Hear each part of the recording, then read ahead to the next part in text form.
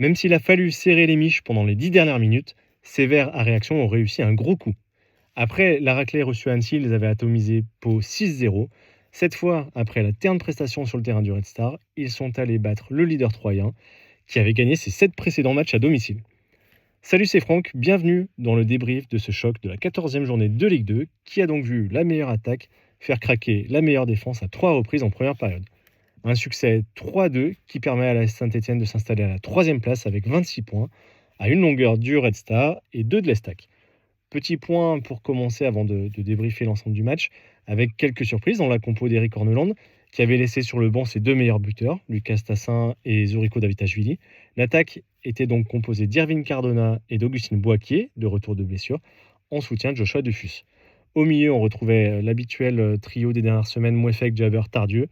Et enfin, à nouveau, une défense expérimentale en raison des absences et des choix du coach, avec le retour de Denis Sapia côté droit, le jeune Kevin Pedro dans l'axe aux côtés de Michael Nadé et Ebenezer Hanan pour protéger la cage de Gauthier Larsonneur. On va attendre évidemment confirmation pour parler de match référence, en tout cas d'une première période de référence, avec des Verts qui ont été assez peu mis en danger et hyper réalistes, plus agressifs. Ils ont légèrement eu la possession, mais moins que d'habitude, et ils étaient presque plus tranchants en contre. Alors, est-ce que c'est une option tactique ou simplement une attitude dictée par la qualité de l'opposition qu'il y avait en face? Mais en tout cas, ces Verts pragmatiques ont été très très bons en première période. Malgré une grosse entame troyenne d'entrée, hein, les Troyens ont essayé de confisquer le ballon et de mettre la pression. Mais voilà, les Stéphanois s'en sont plutôt bien sortis, en n'hésitant pas, plutôt que d'attaquer à toute vitesse et s'entêter à aller devant, à faire tourner un peu le ballon derrière pour casser le rythme. Et ça a plutôt bien marché puisqu'ils ont commencé à se créer des situations. Par exemple, il y a un premier bon ballon dès la 6e minute de Boaquier pour Dufus sur le côté gauche de la surface qui arrive à se retourner à donner, mais c'est pas assez précis. Et puis ensuite, à la 8e, il y a un gros pressing sur le poteau de corner côté gauche qui permet aux Stéphanois de récupérer le ballon. Ça revient sur Mouefak à l'entrée de la surface. Il frappe, c'est dévié, le gardien arrive à capter. Et Cardona, sur cette action, réclame pénalty en disant qu'il a été attrapé par un défenseur alors qu'il voulait essayer d'aller dévier ce ballon. Il y a un petit tirage du bras, mais c'est assez léger et on ne peut pas dire qu'il y avait but. Mais encore une fois, voilà, dans le match de la Saint-Etienne, il va y avoir un but qui va arriver très tôt. Il va être Stéphanois dès la 11e. Un super mouvement. Ça part d'un dégagement du gardien troyen, un de ses partenaires qui essaie de contrôler le ballon qui se manque. Le ballon revient sur Mouefek à droite dans les 30 derniers mètres. Et il va super bien servir Dufus dans la surface. Et l'Anglais va réussir une jolie petite déviation en retrait avec l'extérieur du pied. Boaquier arrive lancé, il est à l'entrée de la surface, il frappe du gauche sans contrôle. Et le gardien troyen est pris sur sa gauche. Augustine Boaquier, il revenait de blessure. Je ne m'attendais pas forcément à le voir démarrer, mais en tout cas, c'est un choix gagnant du coach puisqu'il est buteur et il met son équipe dans les bonnes conditions dès la 11e minute. Forcément, les locaux vont essayer de réagir. Notamment, il va y avoir une première frappe que Gauthier Larsonneur va bloquer facilement. Et ensuite, un pénalty qui va être réclamé pour un contact entre Nadé et El Edrissi. Mais c'est vraiment le Troyen qui cherche. Nadé, sur ce coup-là, il est impeccable.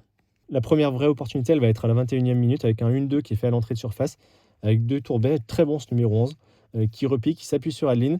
Et il va arriver dans un angle un peu fermé, mais c'est surtout Gauthier Larsonneur qui sort bien et qui bouge parfaitement son angle pour éviter de laisser la place au ballon.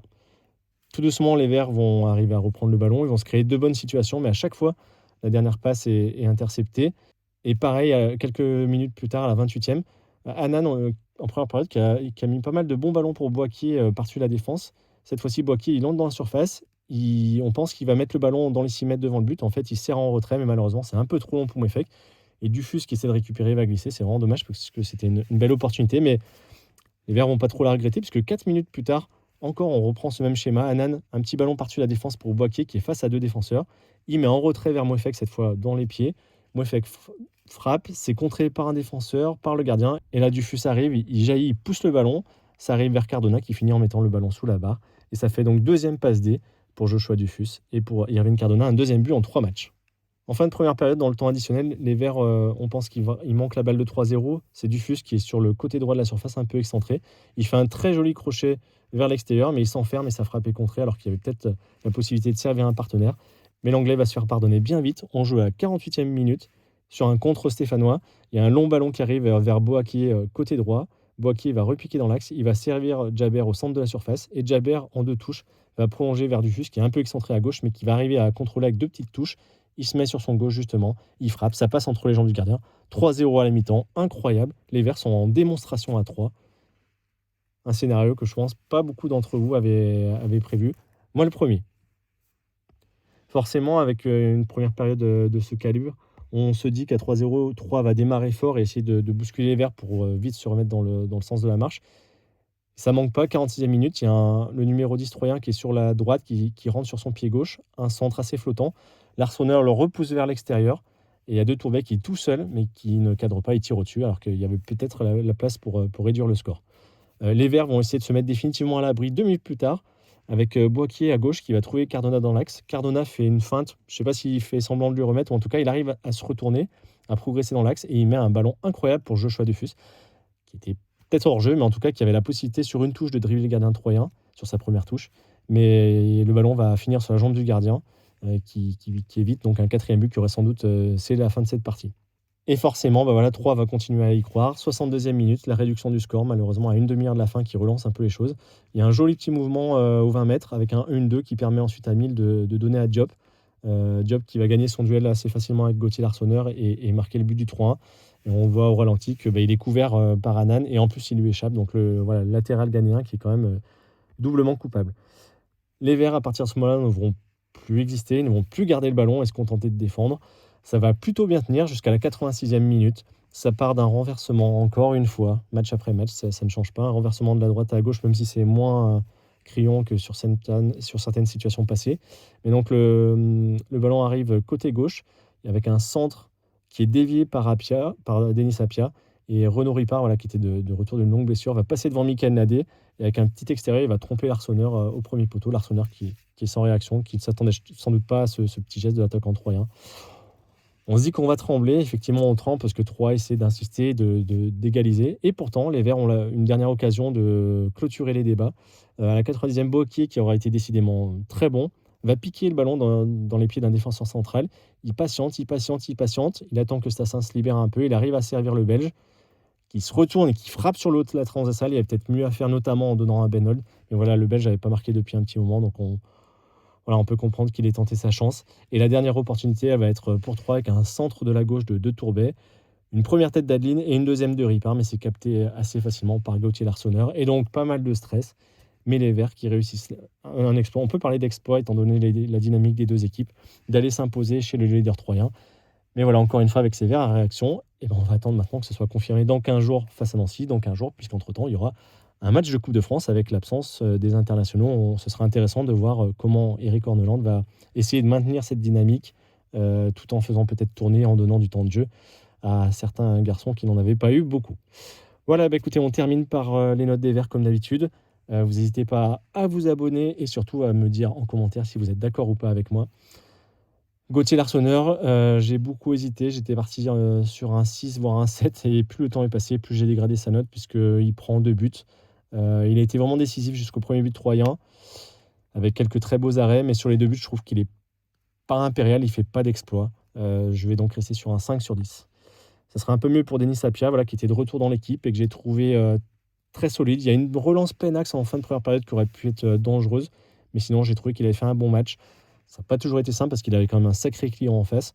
Mais voilà, pour son retour dans l'équipe, je trouve qu'il était au niveau et dans un gros match, il a su répondre présent. Ça sera la même chose pour Kevin Pedro, 6 sur 10. Alors certes, Saint-Étienne encaisse 2 buts, mais le jeune défenseur a fait un très bon match, notamment avec un joli tacle en première période sur lequel Troyes essaie de réclamer une faute. Mais non, c'était parfaitement joué avec le pied sur le ballon.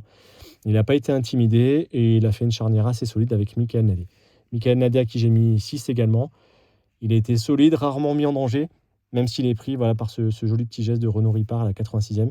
Mais ça a été plutôt le patron derrière. Voilà, il n'a pas hésité à jouer un peu de l'épaule quand il fallait pour repousser le danger. Voilà, il a fait son match. C'était quand même une rencontre chez le leader avec beaucoup d'intensité et d'adversité. Et il a plutôt fait son match. Et Benézer Anan, je suis désolé parce que sa première période a été plutôt bonne avec des bons ballons dans le dos pour Augustin Boaquier, sans forcément lui être très en vue dans son couloir. Mais c'est gâché par le premier but sur lequel il couvre. Et en plus, à la 88e minute, alors qu'il y avait 3-2, il remet dans l'axe un ballon dangereux alors qu'il y avait la possibilité de dégager. C'est un peu dommage, donc voilà, je vais baisser sa note à 5 sur 10. Au milieu, j'ai mis la note de 6 à Mahmoud Jaber. Dans son rôle de sentinelle, il n'a pas forcément été très en vue, mais il a fait un match de besogneux. Il a essayé de contenir les vagues troyennes, il s'en est plutôt bien sorti et il a même pu donner la passe décisive du 3-0 qui, on le voit avec la double réduction du score troyen en fin de partie, a été super importante. Ce sera donc 6 sur 10 et un point de plus sur Florian Tardieu, que j'avais déjà trouvé un peu plus en difficulté au Restart et pour son retour dans un stade qu'il connaissait bien, le Stade de l'Aube, a pas forcément été rayonnant. Voilà, il a fait un match lui aussi de besogneux, il a essayé de colmater les brèches, mais offensivement, techniquement, ça a été assez limité. Ce sera donc 5 sur 10. J'ai mis un point de plus à Emile Mouefek qui offensivement a été très présent. C'est par l'une de ses frappes que Erwin Cardona marque le deuxième but. Il a eu du mal à finir et il est sorti assez tôt dans le match, donc on suivra tout ça parce qu'on s'inquiète toujours avec lui. Mais il a été assez intéressant. Et les trois de devant, voilà, très, très bon match de leur part. On va commencer avec Augustin Boakier, à qui je donne un 7 sur 10. Il a été malin dans ses appels dans le dos de la défense. Il a marqué un très joli but, l'ouverture du score. Il aurait pu donner une passe décisive à Lucas Tassin en fin de partie, avec un ballon qu'il va récupérer lui-même dans les pieds troyens. Il était constant sur 90 minutes. Je trouvais des fois que ses stats cachaient un peu son niveau de performance, mais là, le Ghanéen a vraiment fait un très bon match. Même chose pour Erwin Cardona, dont la vitesse a beaucoup gêné la défense troyenne. Et comme toujours avec lui, il a été hyper généreux dans ses efforts. Est-ce que c'est lié? Mais il a demandé à sortir à 10 minutes de la fin, donc il faudra surveiller ça en espérant qu'il n'y ait pas de blessure. Et on termine donc avec Joshua Dufus, dont la titularisation était pour moi une surprise. Et 2 passes décisives, un jeu en pivot intéressant et un joli but. Que demander de plus? J'aurais sans doute mis 10 s'il avait marqué le quatrième quand il tente de dribbler le gardien et qu'il bute sur la jambe du portier troyen. Voilà, on en reste là pour ce 3 Saint-Étienne. Et vous avez pensé quoi de ce match? Venez me dire en commentaire si vous êtes d'accord ou pas avec moi. Si vous êtes d'accord ou pas avec moi, que ce soit sur le contenu ou sur les notes. Pensez aussi à vous abonner, ça me fera extrêmement plaisir. Et on se retrouve très vite pour d'autres vidéos. Ciao.